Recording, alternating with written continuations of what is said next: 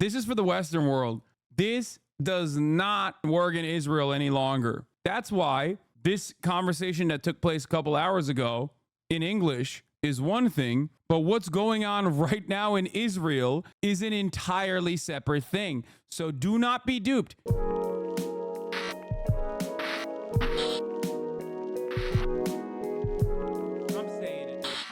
Now let's talk about Benjamin Netanyahu asking for forgiveness over hostage killings as he warns about Hamas will pay a very heavy price. I am asking for your forgiveness that we did not manage to bring them back still alive. We were close, but we didn't achieve it. And I would also like to once again repeat this evening, Israel will not stand silently doing nothing facing this massacre. Hamas will pay a very heavy price for that in the war against the axis of evil. And in this specific war against Hamas, and also in the north, we have set 4 goals: to eradicate Hamas, to bring back all of our hostages, to make sure that Gaza no longer poses a threat over Israel, and to allow the people of Israel living in the north return home safely. 3 of these goals go through one place, and that is the Philadelphia corridor. It is the conduit of oxygen and armament for Hamas. And I would like to devote several minutes in order to explain the meaning of the Philadelphia corridor. What is it? What is its significance for Israel's security? What is its significance and importance in guaranteeing that we won't face another October 7th and another October 7th and another October 7th, just as Hamas promised that it would do? So first of all, I'd like to show you what we had over the years until we pulled out of there. This is the state of Israel, this is Egypt, and you can see the Gaza Strip here. The distance from Tel Aviv isn't that big, from Beersheba and from the area surrounding the border. Of course, there's hardly any distance, but we had an international border going from the sea all the way down to Eilat. This was Israel's international border. If you could blow it up a bit. So if we see this now, as we zoom in, you can see that throughout these borders, the maritime border is under our control, but the land, the ground border isn't under our control. Ashkelon, Sderot, the Kibbutzim, the Kerem Shalom passage, and here you have the Rafah crossing and the Philadelphia corridor, all of them under our control. And this is what happened when we pulled out of Gaza. This is what happened. The borders remained in our hands. They tried breaking through the maritime border. Remember the Marmara and some other events in flotillas, but we... Yeah, that was a humanitarian aid ship that you destroyed. Mavi Marmara is what he's talking about. It was a Turkish humanitarian aid ship that they sent commandos into and killed everyone on, and then lied and said they had weapons, and they only showed like a bunch of kitchen knives. Weathered them all. So nothing could come wherever we were in control of the borders. But once we pulled out of the Philadelphia corridor.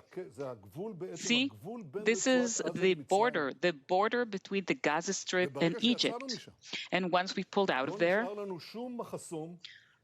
there was no obstacle left from a massive infusion of weapons and means of warfare and machines for manufacturing weapons and machines for digging tunnels, all of that under the auspices of Iran, with the funding of Iran.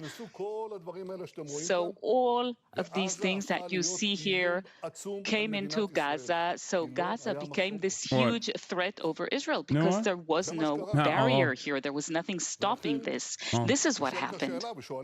So now the question remains, and people ask me this question, well, if it was that bad, right? How come you didn't conquer it? Why didn't you conquer it? And the answer is that we constantly tried to harm, to attack, of course, immediately after the disengagement, this armament, and of course, even more so under the time when Morsi was in regime and power, but also with Mubarak as well. But we fought them. There were a series of wars or campaigns. I led 3 of these campaigns: Pillar of Defense, Guardian of the Walls, and Protective Edge. We fought it. And this, of course, led to a situation in which we killed off thousands of terrorists and senior ranking commanders, the chief of general staff of Hamas, Jabri, but there wasn't national or international legitimacy to go inside of Gaza, to conquer it, to reconquer the Rafah crossing and the Philadelphia corridor. There wasn't any national consensus or international agreement to that. Now, the importance of the Philadelphia corridor, it's not something I'm just saying now. I already said that 20 years ago. The reason why he is specifically talking about the Philadelphia corridor, this is a great example, gives a great study in attempting to manufacture little missile icons inside of Gaza, but just city names within Israel. Yeah. So the reason why he is like specifically talking about the Philadelphia corridor is because pretty much everyone in those, in the Israeli protests are cognizant of the real spoiler in the ceasefire and hostage release negotiations that have been taking place. Everyone understands that Benjamin Netanyahu keeps adding additional poison pill provisions into the pre-existing framework, specifically to continue the war, continue the genocide. Okay? They know that. That's why they keep mentioning the Philadelphia corridor and the permanent occupation of Gaza, the permanent military occupation of Gaza as a reason. They know that. So now he's turning around and trying to explain away why he's like, we have to have this permanent military occupation on the southern border between the Gaza Strip and Egypt, because then they'll take the hostages out from that border and they'll sneak them into Iran and we'll never see them ever again, and all this other bullshit. The irony, of course, is that, dude, if you did the ceasefire deal, you would have the hostages. And everybody understands this, with the exception of dumbass Americans, okay? And the reason why, and I hate to say this, dumbass Americans don't understand it, is because our media does not actually cover the situation and has done a great disservice in an effort to tie themselves, in an effort to continue the Biden administration's absolutely insane suicide pact with Benjamin Netanyahu. That's it. That is the reason why he is personally trying to explain away to the Israeli society in Hebrew why the Philadelphia corridor must be maintained, why the Philadelphia corridor on the Rafah crossing must be permanently occupied by the Israeli military. Sharon declared the disengagement at the end of 2003, and then a few months later, on March 26, 2004, What's the real reason he wants to control the Philadelphia corridor? I mean, he has openly recognized this. I think it's not that crazy. He wants a permanent military occupation of Gaza in a similar capacity to the West Bank, to deny any sort of Palestinian statehood in Gaza, and to have permanent military control over the civil affairs of Palestinians in the Gaza Strip as well. That's it. He wants to conquer it.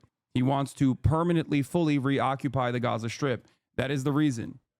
Described what are my minimal demands, and I said my first condition is control over all the crossings into the Gaza Strip and from it, from the land, from the air, and from the sea. The Philadelphia corridor, which separates between the Gaza Strip and Egypt, will not be evacuated. If Israel cedes control over it, that's what I said back then Gaza will turn into a terrorist enclave. And when I resigned from the government, when I realized that they were going for the disengagement, that they were going to uproot Jewish settlements, communities, I handed in my resignation later, and I said to Prime Minister Sharon at the time, I said, as a minimum, I demanded that we keep the Philadelphia corridor in our hands. So it's not something new. It was obvious that if we don't have this corridor, they will arm themselves, they will.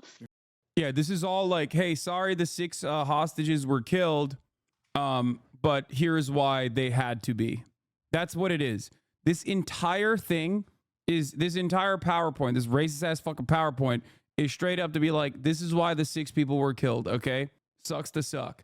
That's precisely what he's saying, which, of course, you know, it's very telling, and I don't think that it's working for Israeli society. I don't think they give a about his personal ambitions, and that's why he says it simply won't happen. Netanyahu, in a message to the Biden administration on a proposal to withdraw Israeli troops from the Philadelphia corridor and the Gaza-Egypt border in a hostage ceasefire deal. What this means basically is I'm not dealing with the ceasefire. You have to cave. You have to concede to my demand. The problem is there is a party there on the other side.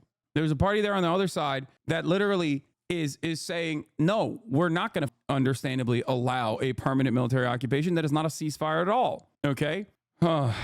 Yeah. By the way, of course, his own defense minister is urging the security cabinet to reverse decision to keep IDF on the Philadelphia corridor, says hostages must be brought home. Yoav Gallant, who is the other war criminal named by the ICC for a warrant out for his arrest by the ICC prosecutors, is literally at odds with Benjamin Netanyahu. Other prominent military officials within the Israeli occupying forces have come out over the course of many months at this point and have said there is no military solution to Hamas. There is no permanent military occupation. We cannot maintain a permanent military occupation. This is ludicrous. This is insane. That is what they keep saying. Israeli Minister of Defense Gallant at the cabinet meeting on Sunday. The hostages have no time. We got proof of that yesterday. Continuing to impose constraints such as the decision on the Philadelphia corridor will result in us not meeting the goals of the war. The fact that we prioritize the Philadelphia corridor at the cost of the lives of the hostages is a serious moral disgrace. Minister Ron Derman at the cabinet meeting, it would be a grave mistake to change the decision from Thursday regarding the Philadelphia corridor. To even talk about it will be a disaster that will incentivize murder. We should exert a very heavy price from Hamas for murdering the hostages. That will make it clear to them that it must not happen again. Except you have done that, dumbass. You have. Like, you've killed 40,000 plus Palestinians. You've destroyed every inch of the Gaza Strip. Okay? You've done that already. It's not working. There is no heavier cost to incur in this circumstance. It's just one note, one speed. Netanyahu told Gallant in the cabinet meeting, I want to release all of our hostages no less than you. I fought for the release of the hostages. We already covered this part. Kamala Israel rat pack. What is this?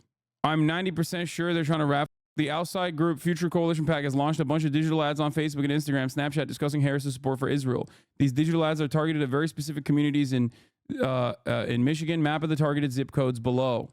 What is this? Vice President Harris has chosen a side, her right side. Harris has made herself clear. She stands with Israel and the Jewish people. She has, again and again. She understands the unbreakable bond between the U.S. and Israel. So when Netanyahu came to D.C., Harris hosted the Prime Minister at the White House. And when supporters of a free Palestine stood up for Gaza, Harris put them in their place. And supporters of free Palestine, they hate her. Because Kamala Harris gets it. We can trust she'll always support Israel. Wait, are they saying they're running these ads in Muslim districts? I mean, what do you think? This isn't real, is it? Oh my God. It 100% is. Now, if only there was a way. I mean, this is literally that YouTube channel's description. Kamala Harris has helped put the American dream even further out of reach and can't be trusted to revive it. Future Coalition PAC is working to elect someone with fresh ideas who will fight for us. Yup. If that was an anti-Kamala ad, it's brilliant. It is an anti-Kamala ad. Of course it's an anti-Kamala ad. Guys, AIPAC rarely does ads about Israel, okay? They paid very little mind and very little attention to Israel in any of their forward correspondence in the Democratic Party primaries, because everybody understands ain't nobody give a fuck about Israel, dog.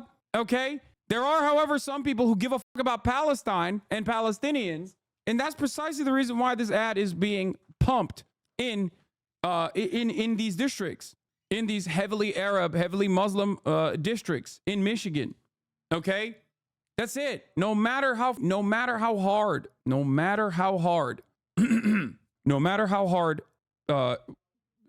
American media goes in defense of Israel, okay, most people either A, don't give a shit, B, don't understand it, or C, think it's abhorrent.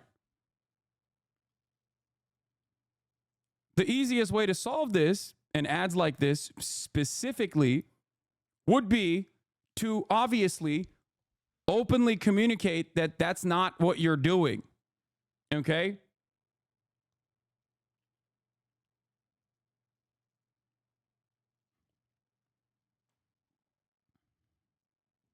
Yeah, it's a Republican ad, dude. The outside group Future Coalition PAC has launched a bunch of digital ads on Facebook, Instagram, and Snapchat discussing Harris's support for Israel. These digital ads are targeted at very specific communities in Michigan. Map of the targeted zip codes below. It's very obvious what the fuck is going on. They're hitting Kamala by saying, look, she's incredibly pro-Israel. She's the most pro-Israel politician ever. Look at how pro-Israel she is. The unfortunate reality is she is pro-Israel. That's it. Until she comes out 10 toes down and says something very different than what she has communicated thus far, she is unimaginably pro-Israel. She is running towards Joseph Robinette Biden, who we all know is majorly pro-Israel, okay? And it's a deterrent. I mean, he is so pro-Israel that it is bad for not only America, but America's soft power capabilities in the region, America's hegemonic status, America's interest in upholding at least this faint idea of the international rule-based order. Like, he's up the bag entirely, even for the American State Department. And she is running alongside that. She is marrying herself to this idea at a time when Americans, when polled, say Trump was significantly better than Joe Biden on Israel. Think about that. But she is pro-Israel. What the fuck are you saying? No, I'm saying that she is. I'm saying that. So until she changes trajectory, changes course on, her correspondence or communications, separating herself from the Biden admin, trying to apply outside pressure, even though she is also capable of applying inside pressure as the vice president, telling the public that, like, no, this is not me, and that we need to change course, and this is the right thing to do going forward. She's cooked. It's a lib-aligned pack. I doubt it. So many of these different instances where I've fucking talked about this on Twitter. Okay. So many videos I've made on this matter. Every single person came in here and told me I'm wrong and that I should just shut the fuck up about Palestine and that people won't care about it and people are not going to care about it.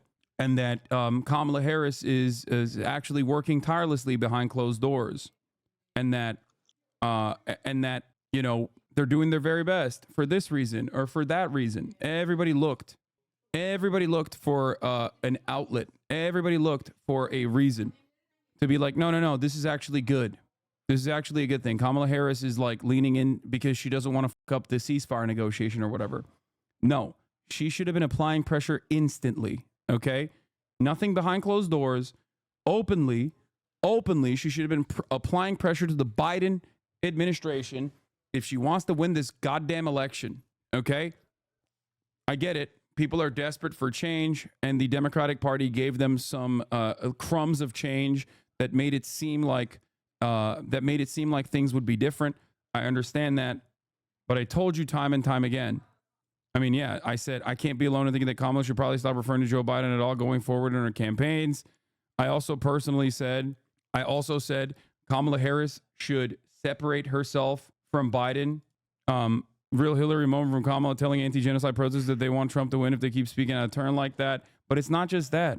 It's not just that. I said time and time again, foreign policy does not move elections until it's the only thing that people think about and it's the only thing that people talk about. There's a likelihood that leaving Israel, Benjamin Netanyahu, Trump's best buddy, okay? Trump's best buddy on the table, allowing him to do an October surprise at the behest of Donald Trump is insane to me, okay? Here's another one. Once again, it is morally the right thing to do. It is also electorally beneficial. Biden was trailing behind Trump on Israel by double digits before he dropped out. Kamala Harris must not continue this unpopular and cruel charade. Vibes only go so far. You need every vote. That's it. I gave you a historic example with Humphreys versus LBJ in the Vietnam War. He did not separate until it was far too late, and that cost him the election. It is crazy. It is crazy that they do not recognize this. From the Israeli state broadcaster Khan, Prime Minister Netanyahu is trying to convince the public of the importance of the Philadelphia Axis when he was unable to convince neither Defense Minister Gallant nor the head of the Mossad Barna nor Chief of Staff Halevi on this matter. Bro, the public broadcaster is bouldering the Netanyahu cabinet. Netanyahu single-handedly at this point And the American media and the American leadership is not doing that. It is mind-boggling how bad their instincts are. I don't know what else to say. It is crazy. Timestamp, last question from the presser in English. And achieving the release would seriously ask, is This is Bibi defining total victory when asked in English. same seriousness. On August 19th, in English, a question that I was asked in Hebrew. I was asked whether I'm not doing enough to the release of hostages. Well, I want to set the record straight. On April 27th, Secretary of State Blinken said that Israel made an extraordinarily generous offer for a hostage deal. On May 31st, Israel agreed to a US-backed proposal. Hamas refused. On August 16th, Israel agreed. Yeah, he lied. It's funny that he's saying this in English because guess what? Everybody who understands Hebrew that's in that room knows exactly what he did in that process. Because in Hebrew, in Israel, he kept saying, there's no hostage deal. I don't know what these American dumbasses are on about. But when he's speaking in English, he's like, oh, yeah, Anthony Blinken said, you know, we made these generous proposals. I mean, it's so generous. I wonder, like, it's crazy to me that so many people in Israel speak English, okay? So many people see what he's doing, but it doesn't fucking matter because that question and that answer is for us in the Western world, for us in America, for us in the UK, for dumbasses that want to maintain this facade. Agreed to what the United States defined as a final bridging proposal. Hamas refused again. On August 19th, Secretary Blinken said, Israel accepted the U.S. proposal. Now Hamas must do the same. On August 28th, that's 5 days ago, Deputy CIA Director said that Israel shows seriousness in the negotiations. Now Hamas must show the same seriousness. I want to ask you something. What has changed in the last 5 days?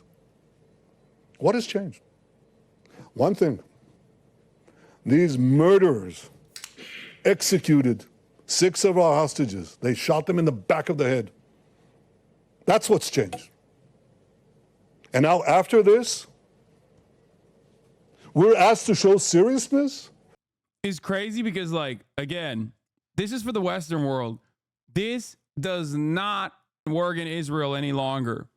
That's why this conversation that took place a couple hours ago in English is one thing, but what's going on right now in Israel is an entirely separate thing. So do not be duped. Here it is.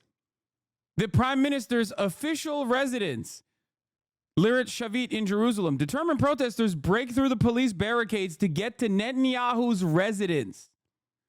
It's not a logical leap to assume that they are lying about Trump if they're lying this blatantly about Israel. What do you mean? Yeah, but we know what Trump has done. Trump's actions are directly responsible for October 7. Like his actions of giving Israel everything, Abraham Accords, all of that greatly worsened the conditions of everyday Palestinians and greatly increased the brutality that Palestinians were subjected to. And I talked to Palestinians in Gaza, and even they personally think, well, under Trump, you know, we weren't being bombed this hard. That is a real thing, okay? Because it's very difficult for people to recognize what is going on right now and then, you know, think about anything else. They see the Democratic Party sending bombs to Israel, and those bombs are being used to kill their friends, to kill their families, okay? I know what the truth is. The truth is, of course, Trump would be significantly worse. The truth is, Trump has been significantly worse, but it does not matter. Do you understand? It does not matter because Trump is currently not the president, and that gives him a shit ton of benefits in terms of how he can message out of this. And he's done a relatively decent job so far in terms of like angling it in a way where there's an out for him so that people just imagine what they're people just project their own values into Donald Trump. They think, oh yeah, he is a peaceful dove. Okay? Do you get what I'm saying? Do you understand? This isn't correct, but people don't make correct, calculated, logical decisions when they're voting, which is precisely the reason why you have to communicate all the time exactly what your policies are. You have to demonstrate messaging discipline. There are and if I know this, obviously Democratic Party operatives know this as well. Okay? So do we give Trump a chance? No, I'm not saying that, man. I'm not saying that at all. Please understand. You know what my position is on this. There's a difference between what the truth is and how people perceive it, okay? That is what I'm saying. Jesus Christ. Yeah, he just says he will negotiate perfectly and end this war. Genius how vague it is. Exactly. It's the same principle behind Donald Trump being like, I'm going to cut prices. I'm going to cut grocery prices. Kamala Harris comes out and says, this is how we're going to cut grocery prices. He says, that's communism. How are you going to cut grocery prices? I'm going to cut it. Think about that, okay? Someone's going to clip this and say you're pro-Trump, Lamau. I don't care. I don't care what people do. Like if people are that invested in scarring my reputation or whatever in the midst of an ongoing genocide, as I'm literally talking about how Democrats should communicate better if they want to win, okay, then, those people, what are you going to do? Here's Netanyahu's plan for a Palestinian state. Basically, shove all Palestinians to Gaza. The West Bank is erased. This is ethnic cleansing. I mean, it's exactly what it is. Yeah, they even bring up the Khabib clip. Thank you. This has 96,000 likes, man. I'm telling you, people want to imagine. People always have a tendency to project what their own personal desires are to their politicians, especially if their politicians are perceived as charismatic. Okay? And in the absence of counter messaging from the Democratic Party, of course, people are going to make their own minds up. I know, I don't know. I got a little girl 50 times. Thank you, man. I know, I don't know. I got a little girl I love, and I got to see. I think this could be it. Well, if it is 50 times. And by the way, this is not my own inference. This is not just me anecdotally talking about the things that I've heard from Arab Americans or even Palestinians stuck in Gaza that are currently experiencing a genocide. This also shows up in the data, okay? There is empirical evidence to back up this sentiment that Americans broadly want a ceasefire and even want to deny weapons transfers to Israel, but simultaneously, those very same Americans, when polled, think Donald Trump is going to do better than Biden did. He was, leading by double digits on Biden on the issue of Israel-Palestine. And now, more and more, he's leading on Kamala Harris as well. Kamala Harris was closer early on to Donald Trump in terms of who would do better in Gaza, okay? And now her approval ratings on Gaza are worsening because she keeps coming out and tying herself to the current administration and their deeply unpopular policies. It's that simple. It's not that hard to understand. It is not that hard to understand. Also, Trump has given way too many flip-flop passes by the public and the media. He can tell Palestinians will end the war while also telling Israelis and Jews will finish the job, and no one bothers to question him because he's Trump. Exactly. No, absolutely. Absolutely. Hasan, the hilariously sad thing is Trump was talking about Russia, Ukraine. Oh my God, I said this. Oh my God, I called this. Oh my God, I didn't even know he actually personally talked about it. He said to me, "Oh, I hope you can get in because we have to stop the wars. We have to stop the killing. So many people are being killed." He's a very smart guy, very interesting guy. We talked. Wait, I don't remember this in the Logan Paul Impulsive video. You guys would probably say he's the best ever, maybe, and he was just about my favorite guy. Right after the election, if I win, I will get that war stopped before I get to office. Talking about Russia, Ukraine. I'm talking about Russia, Ukraine. Oh my God. Oh my God. Okay, yeah, he he did. did. He did. He 100% was, yeah, no, you're right. We watched this. It's genuinely frustrating how willfully incompetent Dems are being, 100%. It is ridiculous. It is absolutely ridiculous. What the Democrats are doing right now is poison, okay? Kamala has lost 40% support from Muslim voters. Wait, what? Shocking poll. Democrats had a 40-point drop with Muslim voters. Jill Stein is not tied with Kamala Harris with the Muslim vote. This is the strongest position third parties have been in my entire life. Yeah, okay, dude. Jill Stein is really cooking, dude. Jill Mentum is real. Come on, guys. All right, Protesters let's look at the taking to streets to protests. demand that the government agree to a ceasefire. The after protests 6 are good hostages were because it's like executed. at least getting some real coverage in American media for the first time ever, communicating some of these desires that completely go against the American position and completely go against American State Department propaganda. In Gaza. I gotta Israeli pee. Prime Minister Benjamin Netanyahu is placing all the blame on Hamas, saying whoever murders hostages does not want a deal. Marcus Moore is on the scene in Israel. Good morning, Marcus.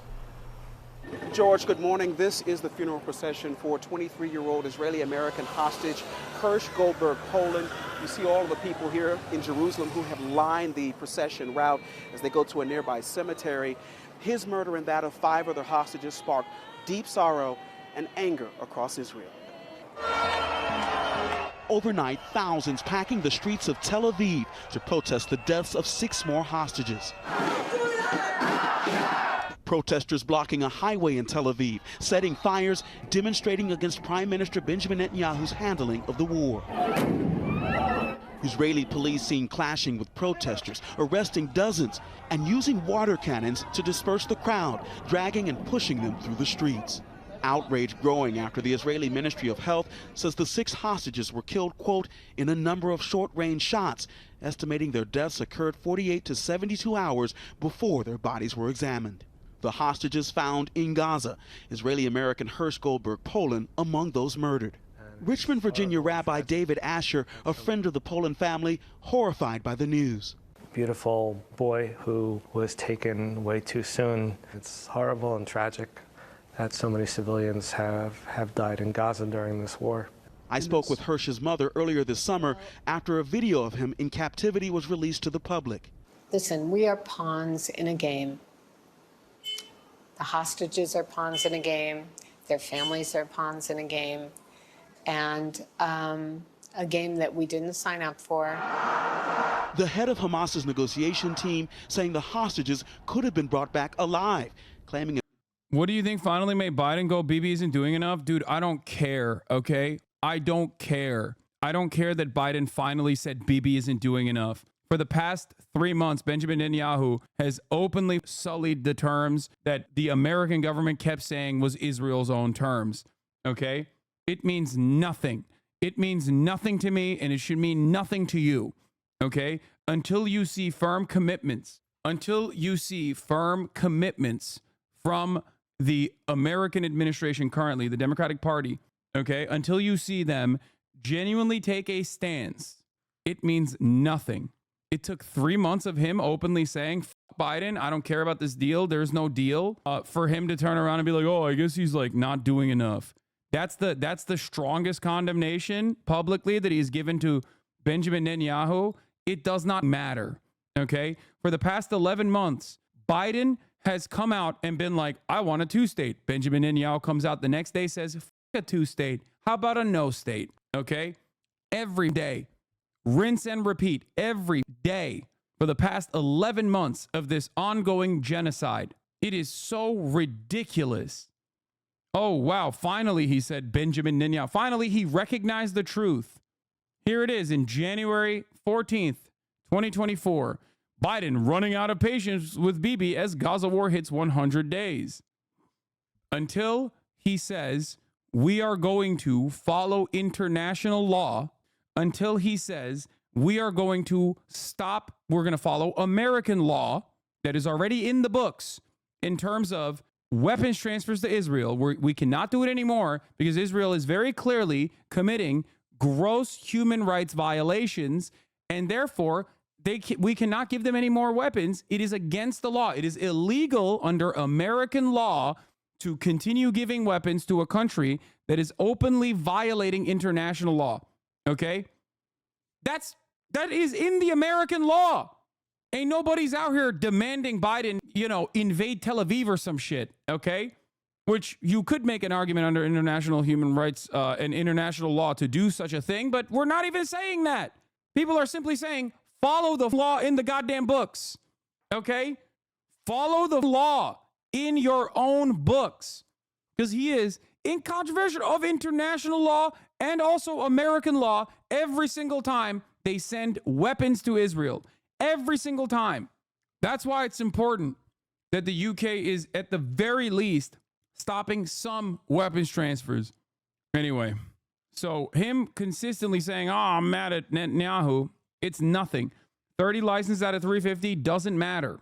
30 licenses out of 350 is still good because last year it was 0. It was not even a question. My concern now is that Netanyahu is saying Hamas will pay a very, very heavy price, will be him killing Sinwar in the middle of negotiations to get a ceasefire, thus ending negotiations and using the hostage killing as a justification. I mean, I feel like they haven't been able to kill Sinwar yet, so I don't know how the fuck they're going to do that now. Who knows? And it's not Yahya Sinwar that is, you know, causing people to be up in arms against this genocidal apartheid state. Okay? It is the fact that the genocidal apartheid state exists that causes people to rise up in arms. So Yahya Sinwar dies, but that doesn't mean the resistance dies. Of course, people are still going to resist. Israeli Prime Minister Benjamin Netanyahu is the reason for their deaths. Both sides trading blame. Netanyahu saying Sunday, quote, he who murders hostages does not want a deal. An Israeli security official confirming to ABC News 3 of the killed hostages were set to be released, according to a July draft of the ceasefire deal. This is the most damning part of this, okay? By name, they said, you seem mad. I mean, I don't know how you wouldn't be. So much senseless death and destruction so far over the course of the past 11 months. Everyone is screaming bloody murder. There is no good reason to continue this dance. There is no good reason. We are locked in as the United States of America. We are locked in at the mercy of a madman who is even at odds with his own war cabinet at times in continuing this death and destruction. And he has a personal reason as to why he wants to do it. How the fuck are you not mad? We're having this conversation when tens of thousands, if not hundreds of thousands of Israelis are storming Benjamin Netanyahu's primary residence, demanding a change in the way that Israel has continued waging this genocide. Of course I'm going to be mad in this situation. They're mad too. I'm shocked that you're not, you know? Aviva, the wife of Israeli-American hostage Keith Siegel, concerned her husband could be killed at any moment. We need all the hostages home. This morning, the protest continuing as thousands take to the streets demanding the hostages be released. And another look at all of the people who had gathered here to pay their respects to the Goldberg Poland family. There are more than 90 hostages still in Gaza, several of them Americans, and according to officials, the belief is that only half of them are still alive. Families here in Israel urging the Israeli government to accept a ceasefire deal to bring the rest of the hostages home. Michael. Yeah, our thoughts are with those families.